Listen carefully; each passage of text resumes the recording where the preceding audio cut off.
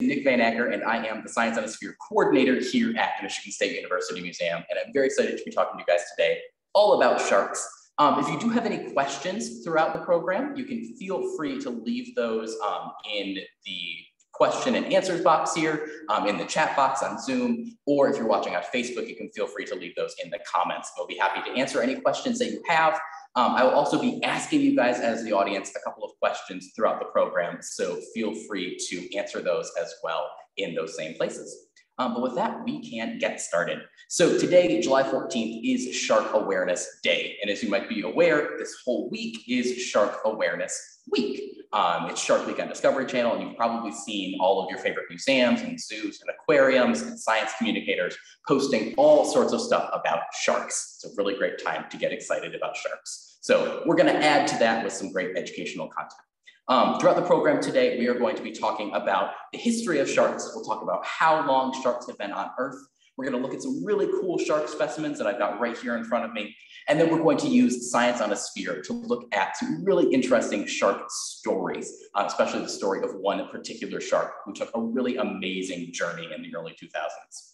But before we talk about all of that, the first thing that we have to cover is the history of sharks here on Earth. And so I have a question I'm going to throw out to you all. You can feel free to answer that in the chat. Someone says that they can't see the video. Stephanie, I'm not sure if you'd be able to help with that. Is everyone else able to see the video okay? Or is that just that one person? Because that's important for the next part of this program. So we want to make sure that that's all good to go. Are people able to see me? Okay, I see one person raised their hand that they are able to see me, so that might just be a problem on your end, Ike. But you can feel free, so when it's in full screen, I cannot see. Okay, so Stephanie, maybe you'll be able to highlight and we'll be able to make sure that people are able to see this video, but we will double check that before we get started talking about the history of sharks here on Earth. But I'm actually going to be switching my cameras around anyway, so that'll work out well. So I'm gonna move down to my timeline cam to talk about the history.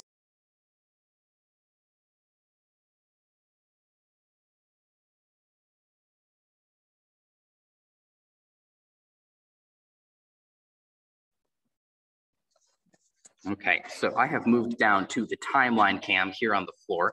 And Stephanie just posted a great thing as well in the chat that if you guys are not able to see here on Zoom, you can watch live on Facebook. You should be able to have fewer problems with that. So you can feel free to check that out as well. But we are here on the floor of the SOS Gallery looking at the timeline cam. And the reason that we're looking at the timeline cam is because sharks have been around on Earth for a very, very long time. So I've got a 16-foot tape measure here on the ground, and that's gonna help us measure how long sharks have been on Earth. But before I get to how long sharks have been on Earth, you guys can feel free to leave in the chat or the comments, how long do you think the sharks have been around on Earth?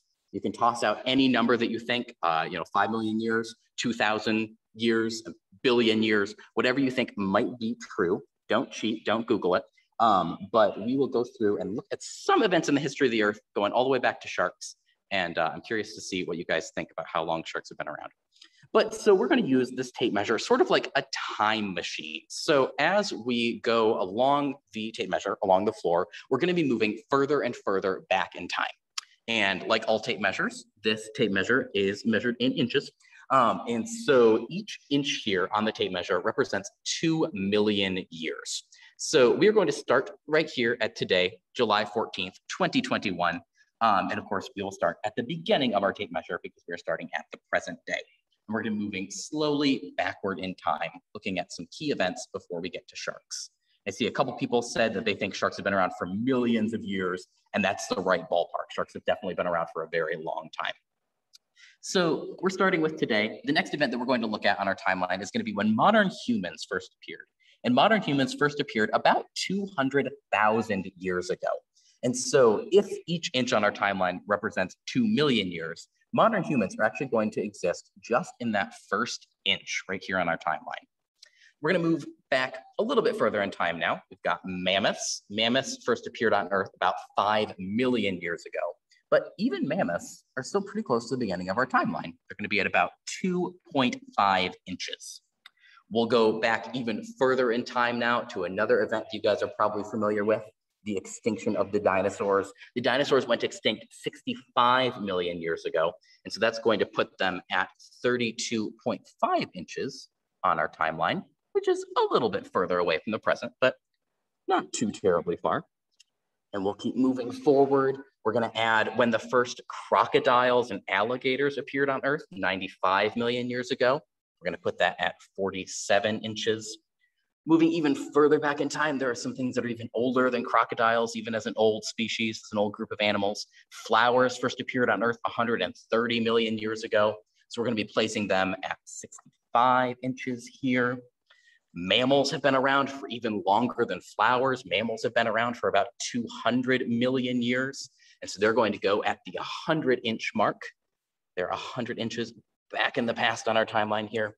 And even older than mammals is something that you might not think has been around for that long, but it's been around for a very long time, are trees. So trees have actually been around for 370 million years. So we're going to travel almost all the way to the end of our timeline here to place these trees down.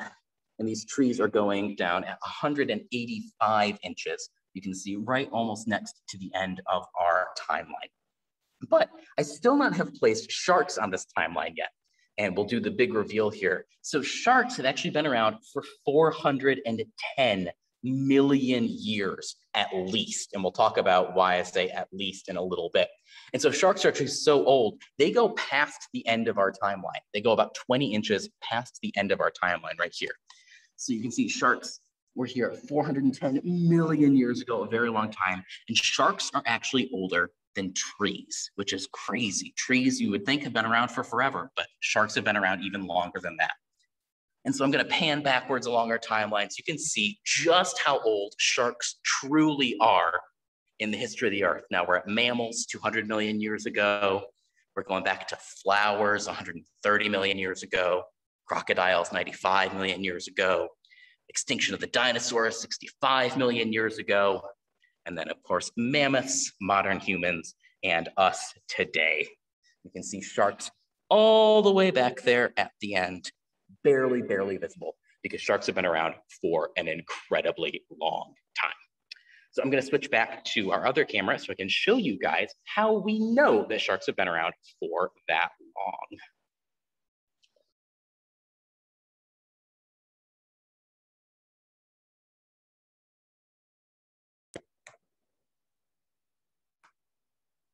All right, so I'm back here at the main camera. And of course, the reason that we know that sharks have been around for that long is because we have fossils of sharks from 410 million years ago.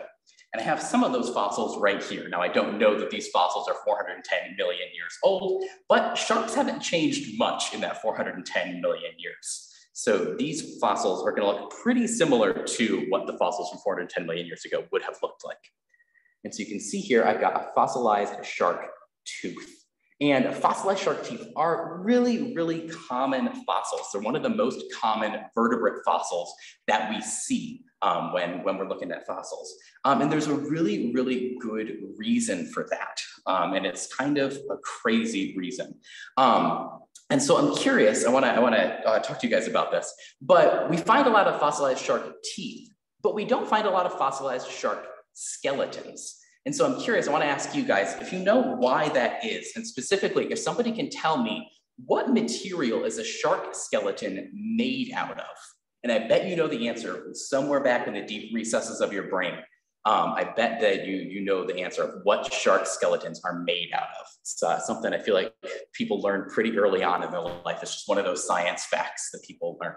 Yeah, so I'm seeing some of the correct answers here and on Zoom. I bet we're getting some correct answers on Facebook too. People are saying cartilage, and that is exactly right. So shark skeletons are made out of material called cartilage. And cartilage is the same material that we actually have in our own bodies, the tips of our noses and in our ears. That's kind of the rubbery, wiggly material that gives our bodies some structure, but not as much structure as bones. So shark skeletons are made almost entirely of cartilage. And cartilage doesn't fossilize very well, which means that we don't usually find shark skeletons. But shark teeth aren't made out of cartilage. They're made out of something else. They're made out of a material that's called dentin, which is the same material that's in our teeth. and they're covered in enamel, which is also the same material as our teeth. And so if we look at the shark tooth, we can see, of course, it is nice and beautifully fossilized because it's made out of a different material, but things made out of cartilage don't usually fossilize very well, which means we find a lot of shark teeth, but not a lot of other shark parts. We do find some other shark fossils, but it's pretty rare and really cool when we do. But there's actually one other reason that we find so many shark teeth. And to talk about that, we actually have to think about our own teeth first. So another question I'm going to throw out to you guys in the audience, and if you want to type that in, who knows how many teeth humans have as an adult? How many adult teeth do we usually have in our mouths? And even if you don't know the answer right off your head, you can take a second, count them with your tongue. That's usually sometimes what I have to do when I forget. I remember almost the right number, but I have to double check really quick. So I'll wait and see if I see any answers in the chat here. I think I saw one that was correct about how many teeth we have. Okay, yeah, so everyone's right about the right number. So somebody said 32, somebody said 22, somebody said 42, and the person who said 32 is correct. We've got 32 teeth as an adult in our mouths, usually, give or take a couple teeth, depending on what happens in your life. So humans usually have 32 teeth, but we of course don't just have those teeth. We actually go through two sets of teeth, right? We have our baby teeth, and then we lose that set of teeth when we have our adult teeth growing later. But sharks have a lot more teeth than just that. So I am going to show you guys something really, really cool here, and then we'll talk a little bit more about shark teeth and how many teeth sharks exactly have. What I've got right on the screen here that I'm going to pull up is an actual shark. It used to be alive and it is no longer. So if you guys have a question or a problem with that, you can feel free to look away just for a second. I'll let you know when it's off the screen. But this is a real shark specimen that we have in our education collections. This is a really cool type of shark. This is a type of shark that is called a bonnethead shark. You can see if I tilt it up, it looks very similar to a hammerhead shark. You guys might be familiar with the hammerhead sharks that are really large. And that's because bonnethead sharks are a type of hammerhead shark. They're just a small type of hammerhead shark. So this bonnethead shark, you can see, of course, has the cool head shape to it. There's lots of great things about sharks. We could talk about their skin, feels like sandpaper. But the thing that we're really interested in is looking at this shark mouth right here. And you can see, of course, all of these sharp, pointy teeth. And even just looking at this, you might not be able to count them individually, but you can tell that's a lot more than just 32 teeth in that mouth. And so to see it a little bit clearer, I have a tiny shark jaw here that's also from a bonnethead.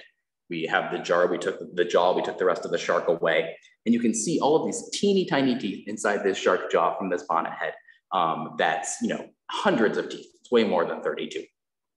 But even more than that, sharks not only have more teeth than us at any given time, they actually lose their teeth differently than we do too. So to show you guys this a little bit better, I have a large shark jaw here. And this shark jaw is from a species that's similar to a bonnethead, so it's a similar shape. So you can see probably better all of these sharp pointy teeth on the front here.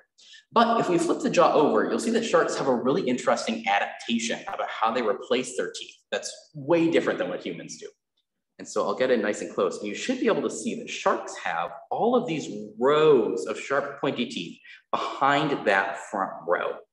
And this makes sense when you think about it. So sharks don't have hands. They're not able to feel things with their fins very well. So when sharks are eating or when they're exploring something, when they're curious about something, they have to use their mouths to try and grab onto stuff, figure out exactly what it is. And that means that they could go through teeth pretty constantly. They're constantly having teeth get caught on stuff, just falling out. So sharks have these rows and rows and rows of teeth to help replace the teeth in the front. So if a shark loses one tooth, within a couple of days, the tooth in the row behind the front will slowly flip forward to replace that front tooth. And this can happen time and time and time again. So you'll see that there's about 4 or 5 rows back here. And it's estimated that some species of shark can actually lose up to 50,000 teeth in a lifetime, which is nuts. And it makes sense if we think about sharks being around for 410 million years, and those sharks are going through 50,000 teeth in a lifetime.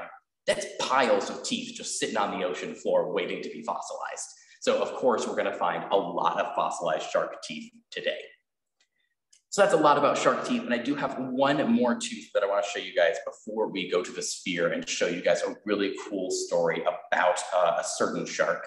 And this is this tooth right here. And I'm curious, I want to hear from you all if you know what species of shark this tooth might be from. And I'll give you a hint. This shark tooth, this tooth is from one of the most popular species of shark, one of the best known species of sharks. It's going to be a shark that you guys have probably not seen before, but you've seen pictures of in videos. It's kind of the quintessential shark. So I'm curious if someone can let me know what type of tooth they think the shark might be from. And I also see a couple of questions in here. And so I'm going to try and get to those at the end because I've seen a couple of great questions in there. But yeah, so I see a couple of people answering the correct answer that this tooth is from a great white shark. Like I said, great whites are one of the best known sharks. They are one of the largest, not the largest, but they have the teeth to prove it. These teeth are absolutely gigantic. It's about the length of my finger. But even though great whites are really, really cool, we do know a lot about great whites because they are such a charismatic species. We didn't actually know a lot about great whites for a long time. And it's only been within the last maybe 20, 30 years that people have really started studying these sharks in detail and really understanding a lot more about how they live. And so I'm going to switch my camera around so you guys can see the sphere. And we're going to look at a data set that talks about one shark in particular that taught us a lot about the way that sharks live and exist in the ocean. The data set that we have up right now is, of course, just a little shark just for fun. But I'm going to switch the data set here so you guys can see this other shark. I'll rotate around. So you should be able to see at the bottom of Africa, right there in South Africa, there's a white icon that indicates a great white shark. And I'm not going to hit play on the data set just yet because we're going to watch this shark go on a journey. But I want to talk a little bit about this shark's journey first. So this is a great white shark and her name is Nicole. And Nicole is a very, very special shark. So for a long time, like I said, scientists weren't really able to study great whites. And the reason for that is because great whites live in the ocean and the ocean is huge. Nowadays, if we want to track a shark, we can use something that's called a satellite tagger or a satellite transmitter. And basically you add a tracking device to the shark, it pings up to a satellite and then pings back down to the scientists trying to track the shark. But before this was available, scientists just had to make observations about where they saw great whites. And for the most part, scientists thought that the great whites spent their time on the coasts, feeding on seals and sea lions. But once satellite tagging technology became more available, we learned all sorts of new behaviors about great whites. By tagging a shark with a satellite transmitter, scientists were able to track the movement of the shark for extended periods. And in 2001, they did just that. So the first shark that they tracked was actually off the coast of California in 2001. And they ended up tracking the shark all the way to Hawaii, which was 3,800 kilometers away, or 2,280 miles. And the shark spent a couple of weeks in Hawaii during the winter, which sounds fantastic. And then they returned to the waters closer to California. The scientists tagged several other sharks and they did the exact same thing. But in 2003, scientists tagged about 30 great white sharks off the coast of South Africa, including this shark named Nicole. Most of the sharks ended up staying near Africa, but one of the sharks really surprised researchers, and that's Nicole, when she traveled all the way to Australia. And so I'm going to hit play on this data set so we can see just exactly how far Nicole traveled. We can see there's a little date ticker going on the bottom of the screen here showing that it started in November and now it's going into December. And Nicole's spending time around the South Africa, but she's slowly moving now across the Southern Ocean, all the way going across the Indian Ocean, and eventually is going to end up all the way in Australia. And even looking at it on the sphere, you can tell that that's a far journey, right? For one single animal to take, that is an incredibly far journey. But I'm going to add some numbers to this journey just to blow your socks off, a little further. Nicole traveled from South Africa to Australia, and that journey was 11,100 kilometers, or 6,897 miles. Imagine swimming almost 7,000 miles as a part of your regular commute. It's absolutely amazing that she traveled this distance. But it wasn't an isolated event. Nicole didn't just travel to Australia and hang out there for the rest of her life. Nicole lost her tracker in Australia, But the next year, scientists, again, in South Africa, were truly surprised to find Nicole back in South African waters. They used identification techniques looking at her dorsal fin, and they were able to confirm that it really was the same shark that had traveled all the way to Australia and back. So the total round trip from Africa to Australia and back again was about 20,000 kilometers or 12,400 miles. And this is by far the farthest known trip that's been taken by a shark. It's just really, really amazing that she was able to travel this whole distance. And on top of that, she made this journey from Africa to Australia in only 99 days. So sharks are truly amazing. They're capable of all sorts of things, and we are constantly learning more about them and the way that they move around the ocean, their relationships with other ocean life, and more about their history. So I hope that if you take nothing else from this program today, just take that sharks are really amazing animals. We're constantly learning more about them. They're not something to be feared. They're something that should be respected and studied because they are just truly, truly amazing organisms. That is the end of the program for today, talking all about sharks. I know that there have been a couple of questions in the chat, and so I will answer those. If you have any other questions about what we've talked about today, or just any other questions about sharks, I am happy to try and answer them to the best of my ability. We do have a couple of resources as well on the museum's social media and website about sharks. There's a great talk that Dr. Mike Gottfried, who is one of our paleontologists at the museum, did for National Fossil Day last October. That's all about shark fossils that he discovered in the Arctic, which was really, really interesting. So I definitely recommend checking that out.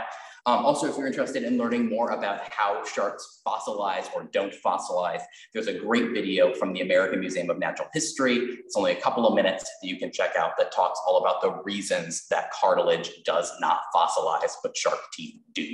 So I definitely recommend checking that out. It's a really fantastic resource. But I see a couple of questions have come in, so I will take a look at those.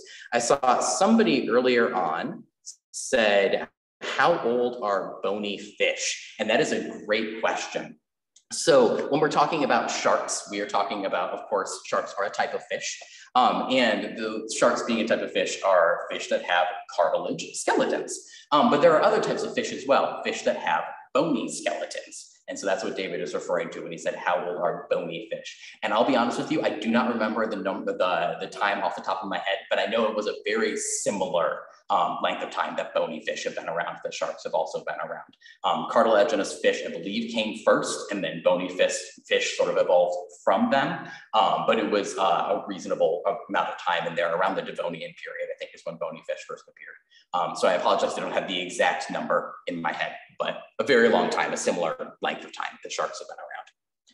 And then I also saw another question that said, do they live in rivers? So most sharks that I'm aware of are saltwater, which means that they live in the ocean. I believe bull sharks have been found in what's called brackish water. And brackish water is where salt water from the ocean meets fresh water from a river or a stream. I don't know of any cases of bull sharks being found, incredibly far upriver. I think that it is possible, but I don't know of any individual cases. I'm also not a shark biologist, so I'm sure that there are people who'd be able to answer that question better than I do. But you shouldn't be worried, swimming around in Michigan in a river, you're not going to run into a shark. If you're swimming at the mouth of the Mississippi River or the mouth of another river next to an ocean, you should be more cautious, more aware that sharks might be around there. But it's not something that happens every single day. And then I think the last question that I saw from somebody was, do they bite? Which was referring to the great white sharks, I believe. And it's an interesting question because when we talk about sharks, of course, the first thing that comes to everybody's mind is Jaws, right? It's the movie from the 70s that, shark attacks and sharks are so scary. And that did a really, really bad job for shark PR. It was not a good situation for sharks. And a lot of people's fear of sharks and fear of getting bitten by a shark comes from that movie or similar movies. Sharks do bite, but so do dogs, so do deer, so do any other animal that exists in the world. And there are lots of good reasons for that. One, of course, is protection, if the animal is trying to protect itself. Another answer is just curiosity. Like we talked about, sharks don't have hands. So if sharks are trying to feel something, they are going to use their mouths to try and gauge what something is. So there are different types of biting that sharks might do to try and explore their environment. But sharks also have a lot of other resources that can, of course, use their sight. They can use their hearing. They actually use electromagnetism to sense things in the water, like some other fish. So sharks will sometimes bite, but it's never intended out of malice. It's either, meant out of curiosity, out of protection, or, sometimes to hunt, but that's in rare cases for humans. Yeah, but that's a great question. Yeah, it's something to be aware of, just like any wildlife, but not something to be particularly scared of in the giant ocean. Yeah, does anybody else have any other questions about sharks? We've got a couple of minutes here that I'm happy to answer any other questions. But otherwise, you should feel free to check out those great resources that we linked in the chat, especially the talk with Dr. Gottfried. It's really, really interesting hearing all about how he collects shark fossils up in the Arctic and some of the discoveries that he's made. But with that, I hope that you all have a happy Shark Awareness Day. I hope you have a great rest of your shark week. And we hope to see you at future programs very soon. We are going to do one more Science in a Sphere program this summer. That's going to be in August for World Mosquito Day. So if you're interested in learning more about mosquitoes, or if you're interested in hearing all sorts of information about them, whether you love them, whether you hate them, although I doubt that people really love them, we're going to be sharing all sorts of great mosquito information. So feel free to tune in for that and check that out in August. And then I see, looks like I have maybe one other question. Oh, was Nicole following a current? That is a great question. And that's actually something that we can explore on the sphere here. So maybe we'll tune out with that. I'll turn the camera around so we can see the sphere. One of the cool things about the sphere is that we can actually add all sorts of different information on top of it, including ocean currents. So I just added the currents map on top of this data set to look at Nicole traveling across the Indian Ocean here. And to me, it doesn't look like she's following a current. So she's traveling through what's called the Indian Ocean Gyre. And so you can see that there's this warm water current that is going down the coast of Africa, down, looks like the eastern coast of Africa. And then there are some currents that go along the bottom of the southern hemisphere, all along here. That's that cold water current. And then there's the West Australian current that goes up along the western side of Australia. You can see that there's not a lot of currents kind of in the middle here. I believe these are surface currents that we're looking at, and there are, of course, going to be deep water currents as well that she could have been following, but I'm honestly not sure. One of the interesting things as well, of course, is that currents only go in one direction. So she could have been following a current in one direction and then followed another current back as well. And because we lost that tracker, it's possible, she traveled along the current on her way back to South Africa and then again, traveled along the current on the bottom. But that's a great question and one that I am going to look into for the next program because I don't know the answer. Yeah, that's really, really great. And I think that was all of the questions. But if you do have any other questions, you can feel free to, do we find sharks in all parts of the world? Sorry, one more question. Yes, we do find sharks all over the world. So again, I'm not a shark biologist, so I can't say for certain that we find sharks, along every coast, inside every ocean. But I know that there are so many species of shark and they are found all over the world in different environments. Sharks aren't isolated to just one ocean. They are all over the world for certain. And again, I apologize, I don't know exactly where every single shark species is located, but I know we can find sharks in all sorts of different areas. MJ, I appreciate that. That's very great. MJ says, can you talk a little bit longer? I'm finding this very, very interesting. If you're interested in hearing more about Science on a Sphere and about some of our other programs, we do have a lot of our programs available online. So you can listen to me talk about things all day long. Those are available on our website, which is museum.msu.edu, and also on our YouTube channel, which is just MSU Museum on YouTube. So I create a lot of programs, but we also have a lot of fantastic students on campus and a lot of other museum staff who create fantastic Science on a Sphere programs about all sorts of different topics. So animals, animal migrations, weather, climate. We had a fantastic one in the spring that was all about food. So yeah, there's just all sorts of fantastic programs you can feel free to check out. But with that, we will close the program off for today. And thank you all so much for attending. It was a really great program. I really, really appreciated all of your great comments and all of your great questions. Hope you have a great rest of your Shark Awareness Day.